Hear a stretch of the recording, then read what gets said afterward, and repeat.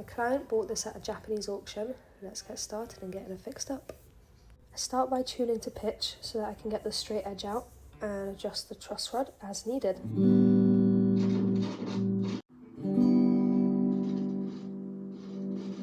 The first thing he mentioned when he reached out to me was that the electrics didn't seem to be in good working order and we had to fix up the sound. So that's what you can see me doing here, taking some cleanser, getting it underneath the dials and twisting them around so it got everywhere. Then we got out some clumps of dust and rust and all the good stuff and tested it out. I then took my fret rocker to check for any high points along the neck, and now it's time to level, crown and polish.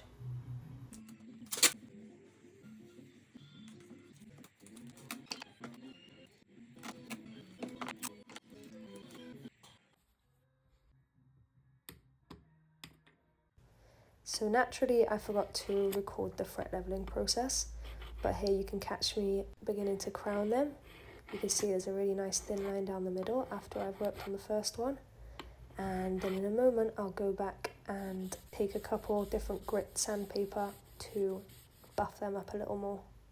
I like to hoover across the whole neck before I get to polishing because I don't want any little scraps that have come off when I've filed to leave marks or scratches on the frets as I'm putting the polishing wheel on it.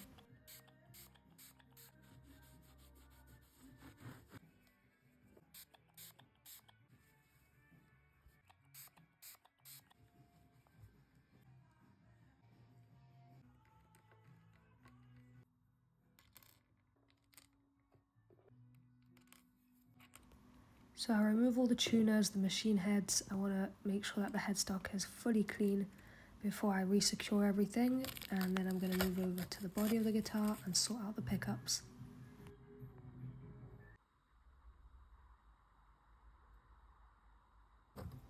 It seems the padding under the pickups had been crumbling for years now.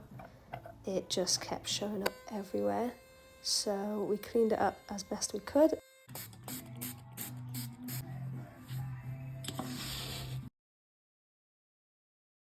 Next it was time to set the nut slot heights.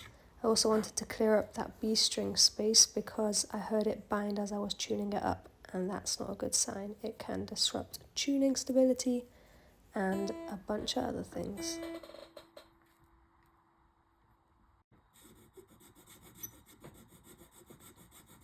To complete the setup on this restoration, I checked the action on both the low and the high E strings. The low was showing that it sat at around 80 and I wanted it closer to 60.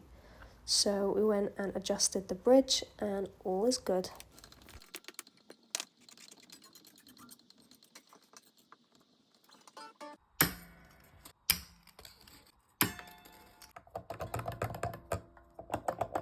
As I mentioned earlier in the video, the padding beneath the pickups were completely disintegrating, so in order to stabilize them, I took some material, measured it up and fit them right underneath.